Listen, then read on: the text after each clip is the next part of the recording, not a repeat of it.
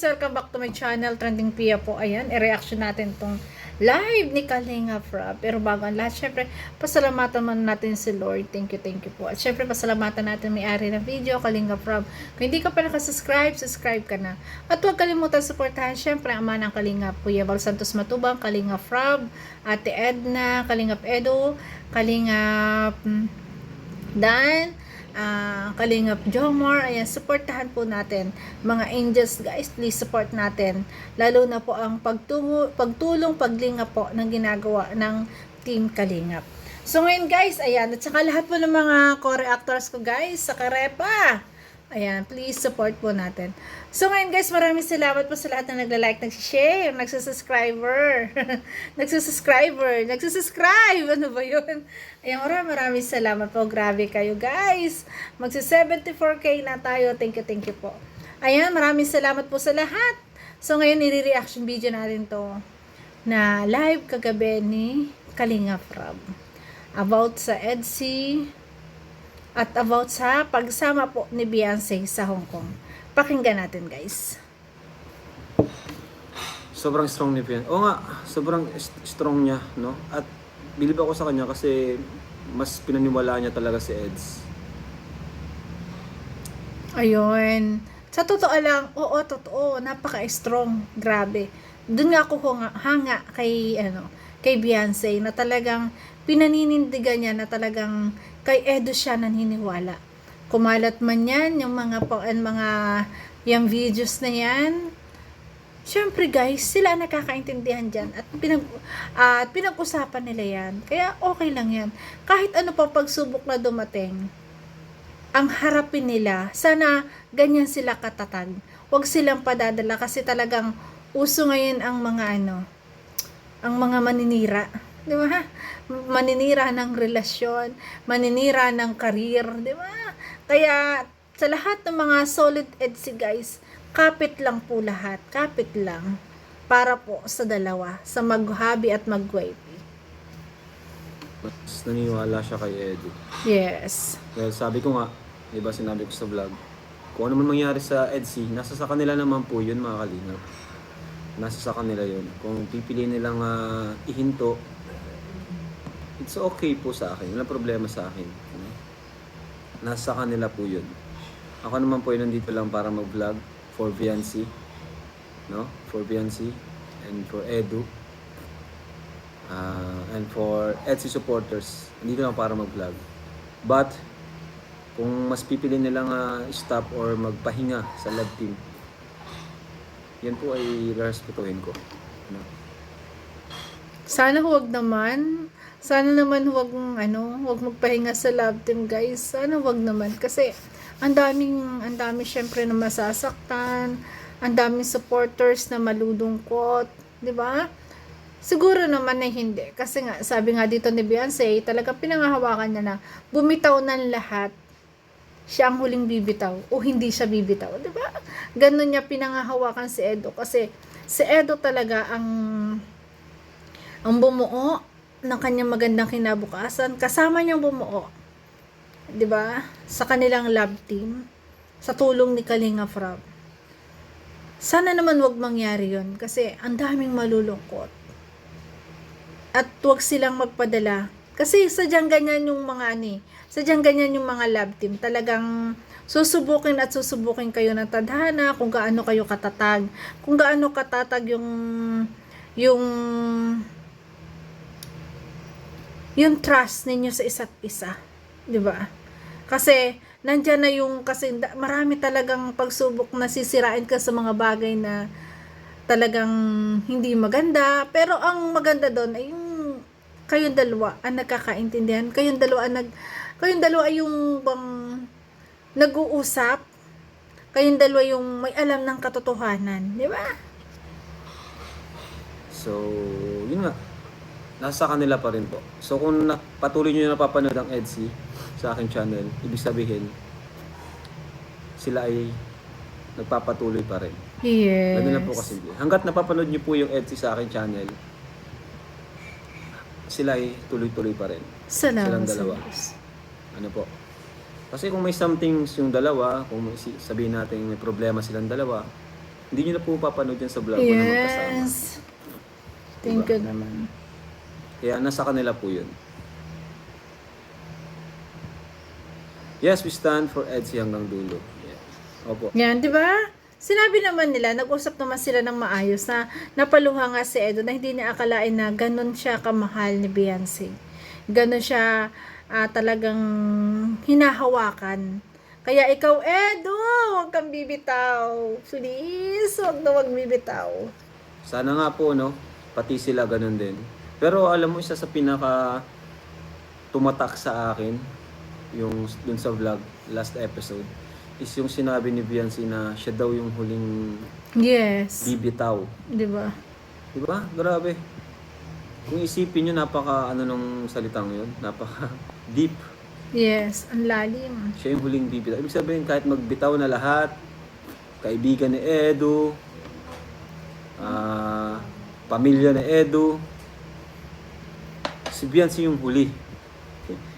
Siguro kahit bumitaw si Edo, si Beyonce pa rin yung huli. Kapit pa rin. Oo, ganun. Diba guys? Kung papanood nyo po, di ko alam kung napakinggan nyo yun. Di ko lang alam. Kasi ang hina nung... Kasi gano'n niya kamahal si Edo, kaya talagang hindi siya bibitaw. Grabe. Yun nga lang ang problema talaga sa vlog nila, ang hina ng boses nila, no? boses ng dalawa eh. Kaya nilalagyan ko ng Yes. subtitle. Talagang Kaya pag nga. pinapanood, pag ine-edit ko, inulit-ulit ko pa. Anong sinasabi nito? Kasi ako pag nag-vlog ako sa kanila, hinahayaan ko lang silang mag-usap. No? Hinahayaan ko lang po silang mag-usap. Kaya nga si Beyonce napaka-mature niya, napakalako ng pag-unawa. Yes, tama po kayo. Yes. Founder, tama ka dyan. Totoo yan. Diba guys, narinig Sa edad niyang yun, sa edad na 17, grabe guys, talagang siya yung malawak talaga. Siya yung talagang nakakaunawa. At siya yung talagang kumakapit sa EDSI, di ba? Kahit pa umayaw si Edo. Kasi minsan, hindi rin naman natin, tama si Kalinga Prab dito, hindi naman natin masisisi. At saka hindi, yun yung mga tao na talagang hindi kinukuble ang kanilang talagang ugali. Pinapakita nila. Kasi, dun kasi masusubukan kung sino talaga yung totoo at solid na nagmamahal sa kanila, di ba? nyo po ba yun? Pareho mahina ang boses. Kaya nga eh. Kaya nga pag nagbablog kami sa dalawa, parang nagbubulungan yung dalawa eh. Kaya kailangan lagi may mic, no? Kasi para marinig natin. Ayan po, tinan nyo mabuti yan. Yung comments, Yan, ito guys, ang world record po na upload o vlog ng EDSI. Grabe na talagang, sabi nga, na-proud si Kalinga Prab kasi ito lang yung may 24K comments. Ay, grabe, ang dami nun ha. 54,000 yung comments guys. Grabe. 24,000 yung comments nung part 63 ng EDSI. Yun yung kasal. Sobrang daming comments no. Ay, grabe. Ayan, salamat po, salamat. Ayan. Yun yung kanilang Si Edo pagsusuot kasi ng yung damit. taong Pag-aambasa. walang halong keme. Walang halong showbiz, walang halong pagpapanggap. Kung ano siya, yun siya. Kung ano yung kung galit siya, di siya magpapaka-plastic. No? Ganyan si Eds. Yung iba hindi naiintindihan yun. Pero kung kilala nyo si Edo, talagang maintindihan nyo siya. Yes, may kanya-kanya kasing ugali yung mga tao. 'Di ba? Mas okay nga yun para nalalaman ng lahat. Kasi kaysa magkukubli ka sa ugali na inaasahan ng iba, 'di ba? Mas nakikita yung ganun, may ganun siya, pero yun naman ay talagang natural lang, lalo pag ikaw ay nagtatampo, kung ikaw ay talagang nagagalit, kasi tao ka rin talaga, na ikaw ay marunong din masaktan at magalit.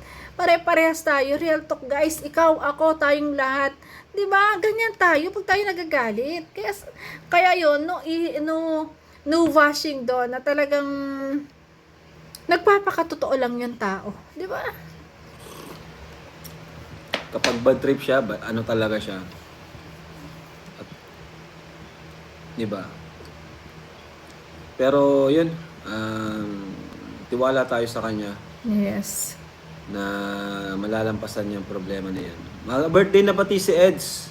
Birthday na si Insaneto Yan, saka si guys. Kalingap Ian. So, Birthday na. baka naman guys. Yan, baka naman. Para dun sa dalawa nating original Napakabait K-boys, naman ni si Kalingap Ian saka Edu. si Edu.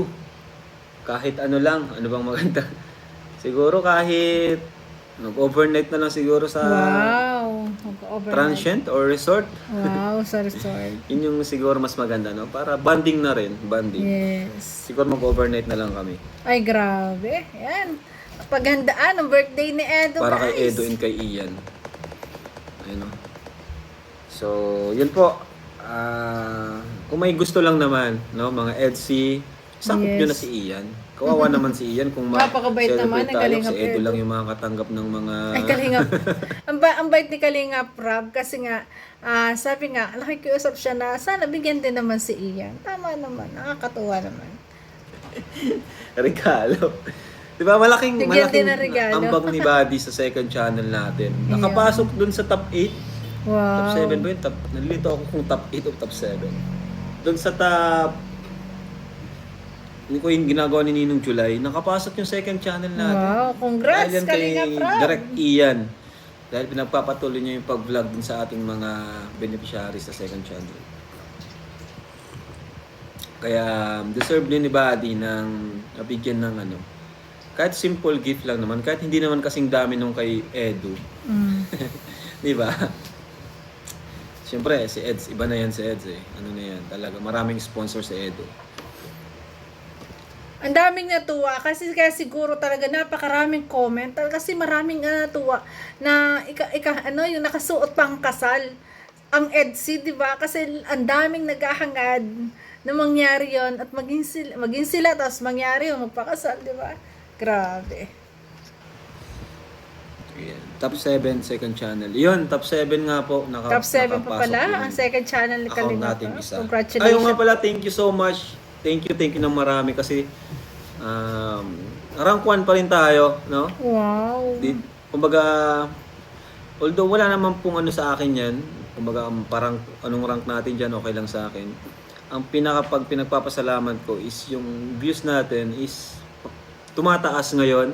Yes. Na-reach na ulit natin yung dati nating views na 30M. No? Yung dati nating ano yan, average views natin in 1 month. 30M po yan. So thank you po. Bumalik tayo sa ganong range.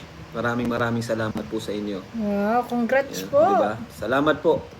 And yung pagiging rank 1 natin is bonus na lang po yun. Lahat naman po deserve. Yes. Si Sir Paul, yan. Pugong Biyahero. Yan. Congrats din po sa inyo. Mga top Sana charity nga po, vlogger, yun, guys. ma-meet ko sila someday. Si Sir Tekram, si King Lax, Virgilin Cares. Yan po yung, kumbaga, kaano po natin, kapares ng Channel. content. Kaya gusto Content natin silang channel. ma-meet someday. Congrats, Kalingap Rob. So yun, thank you po. Thank you po. Top 1 sa super chatted. Ay, hindi po ata. Top 1 po ako sa Top 1 din ba siya? sa Super views. chat? Hindi po sa super chatted. Mm, Bihira sa naman po views. ako mag-live, bihira ako mag-premiere. No. For motivation lang yung mga ranking. Yes! Sa totoo lang, nakamotivate naman talaga.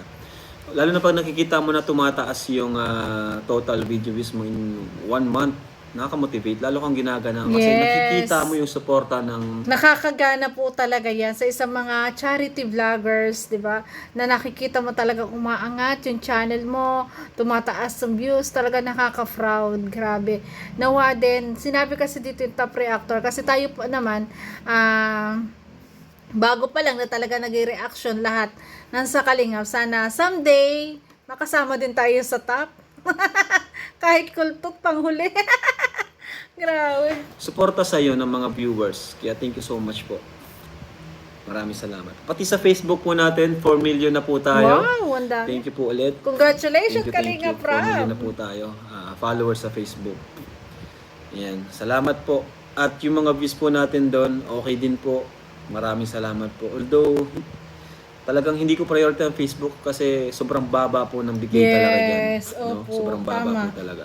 Malaking So, talagang YouTube po bigayan sa tayo YouTube kasi isa. kailangan natin ng Facebook. fund para sa ating mga pabahay. Sa daming tinutulungan niya. We miss Ed Pao. Miss yun ng Ed Pao. Grabe kayo guys. Yan, Si nag-reaction Pao nga, din ako namimiss guys ka na ng niya rin Ed eh. Pao. Shout out sa lahat ng mga Ed Pao. Tatanong natin si Pao kung Grabe. kailan daw ang Uy! next vlog. Si Pao nagtatanong na rin. Malalaman. Yes. So ano ba yung bukas na malalaman? Yun. Ano? Ito na yung main So topic, bukas na malalaman guys kung makakasama si Beyonce. Yun. Bukas na malalaman kung makakasama si Beyonce sa Hong Kong. Si Mama yung magpapaalam. Kaya sabi ko kanina, di ba? Si Mama yung pag-asa natin, si Ate Edna Vlogs. Kasi siya yung pupunta doon. Hindi naman ako pwede kasi marami din akong beneficiaries kailangan Yun. Si puntahan. Ate Edna pa lang, No? papaalam. So, si Mama pwede naman doon kasi teacher naman si Mama dati. Naging principal din. So, alam niya yan. And yun siya yung magbibigay ng letter at kakausap siguro sa teacher ni Beyonce or advisor kung papayagan. Ano? Kasi sa totoo lang mga kalingap, ito sa totoo lang nag-message sa akin si Beyonce. Nag-message siya sa akin kanina. At